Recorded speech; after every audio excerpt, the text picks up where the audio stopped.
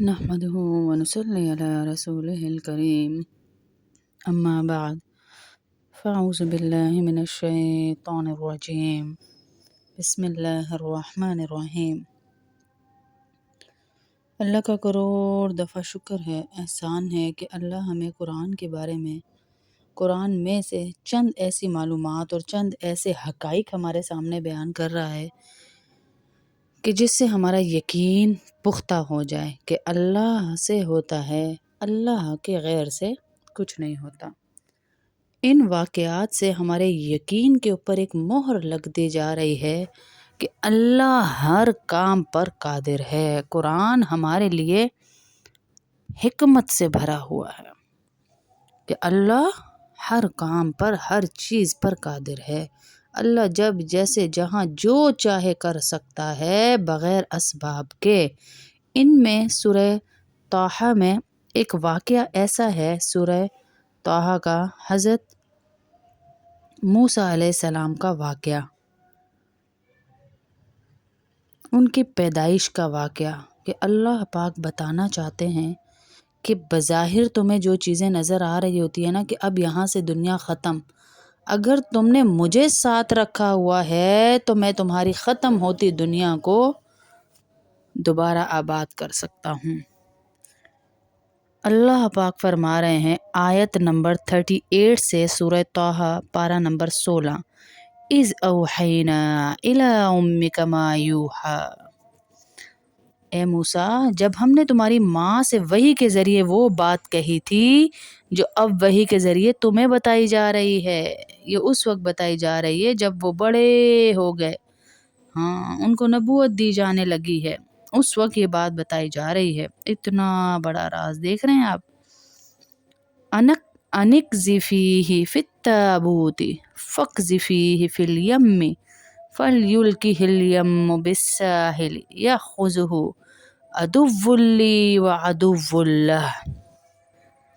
موسیٰ، ہم نے تمہاری ماں کو کہا کہ اس بچے کو جس کا نام موسیٰ ہے صندوق میں ڈال دینا پیدائش کے وقت، اس صندوق کو دریا میں پھینک دینا، ڈال دینا اور دریا میں چھوڑ دینا، صندوق میں ڈال کر دریا میں ڈال دینا اور دریا میں چھوڑ دینا،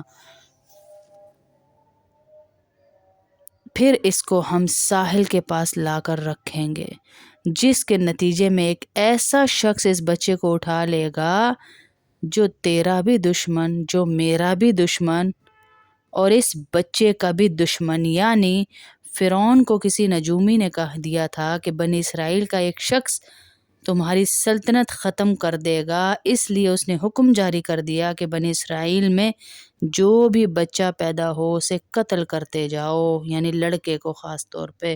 جب حضرت موسیٰ علیہ السلام پیدا ہوئے تو ان کی والدہ کو فکر لگ گئی کہ ان کو بھی فرعون کے آدمی قتل کر ڈالیں گے، کیونکہ وہ گھر گھر تلاشیاں لے رہے تھے کہ کہیں کوئی نیا بچہ تو نہیں پیدا ہوا۔ اس موقع پر اللہ تعالیٰ نے ان کے دل پر الہام فرما دیا، یہ وحی وہ نہیں تھی جیسے نبیوں کو نہیں وحی ہوتی ہے، الہام کی ایک صورت ہوئی موسیٰ علیہ السلام کی والدہ کے اوپر کہ اس بچے کو صندوق میں رکھ کر دریائے نیل میں ڈال دو۔ انہوں نے ڈال دیا، ایسا ہی ہوا۔ صندوق چلتے چلتے چلتے فرعون کے محل کے پاس پہنچ گیا اور فرعون کے کارندوں نے بچے کو اٹھا کر فرعون کے پاس پیش کیا۔ آئے ہائے ہائے ہائے، وہ جائے گا ہمارے دشمن کے پاس اور اپنے ہی دشمن کے پاس۔ ماں کو اور فکر لگ گئی کہ دشمن کے دروازے کے آگے اللہ کر دے گا فرعون کے اس کو، پھر کیا بنے گا میرے بچے کا۔ نہیں نہیں، اللہ قربانی مانگتے ہیں، لیتے نہیں ہیں۔ بظاہر نظر آ رہا ہے بہت بڑی قربانی ہے، لیکن یقین اللہ پر تھا کہ وہ اللہ ہمیں اس قربانی سے ضائع نہیں کرے گا۔ آپ کو کبھی لگ جائے میرے حالات میرے ہاتھ سے نکل گئے ہیں تو یاد رکھیے گا، اگر آپ کا تعلق اللہ سے گہرا ہے تو پھر پریشانی کی بات نہیں، اللہ ان حالات کو دوبارہ موڑ کر آپ کی طرف لے آئے گا۔ پہنچ گیا وہ صندوق اس کے دروازے محل کے آگے اور فرعون کے کارندے نے بچوں کو اٹھا کر فرعون کے پاس پیش کیا، اور اس کی بیوی آسیہ نے، وہ اس وقت وہاں پاس بیٹھی تھی، آمادہ کر لیا اس کو فرعون کو کہ اس کو ہم اپنا بیٹا بنائیں گے، اتنا پیارا بچہ ہے، اتنا خوبصورت بچہ ہے۔ تو اللہ کیا کہہ رہے ہیں، وَأَلْقَيْتُ عَلَيْكَ مَحَبَّةً مِّنِّي وَلِتُصْنَعَ عَلَىٰ عَيْنِي، اوئے ہوئے ہوئے، اور میں نے اپنی طرف سے تم پر ایک محبوبیت نازل کر دی تھی، اور یہ سب اس لیے کیا تھا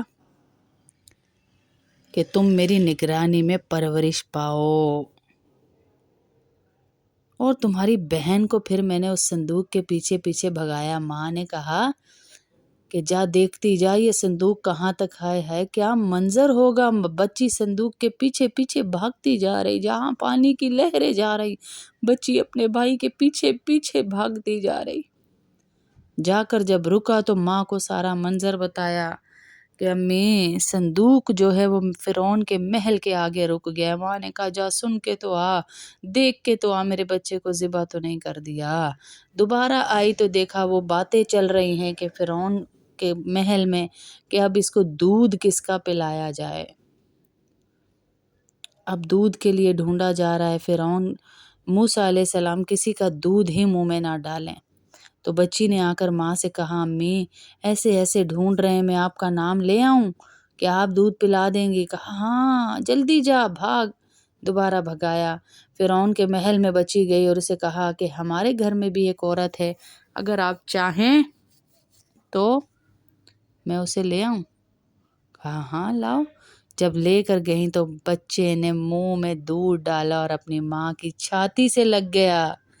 فَرَجَعْنَاكَ إِلَىٰ أُمِّكَ كَيْ تَقَرَّ عَيْنُهَا وَلَا تَحْزَنَ، ہائے ہائے ہائے ہائے، ہم نے اس لیے ماں کے پاس اسے واپس لوٹا دیا تاکہ ماں کی آنکھیں ٹھنڈی ہو جائیں۔ اوہ ہوئے، اللہ قربانی مانگتے ہیں لیتے نہیں ہیں۔ اللہ نے ماں کے پاس دوبارہ موسیٰ کو واپس لوٹایا۔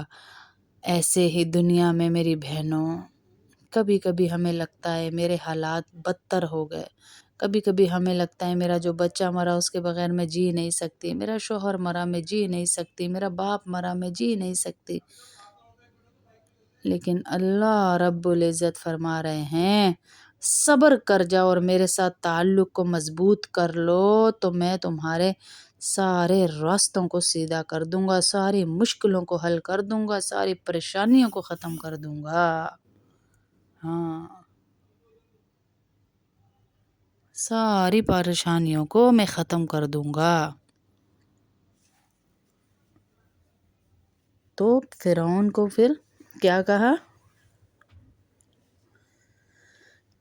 بچہ آیا وہیں پر پل رہے ہیں، وہیں پر دشمن کے گھر میں پال کر اللہ نے دکھایا کہ میں اسباب کا محتاج نہیں ہوں، میں جو کرنا چاہوں وہ کر سکتا ہوں، میں جو کرنا چاہوں وہ کر سکتا ہوں۔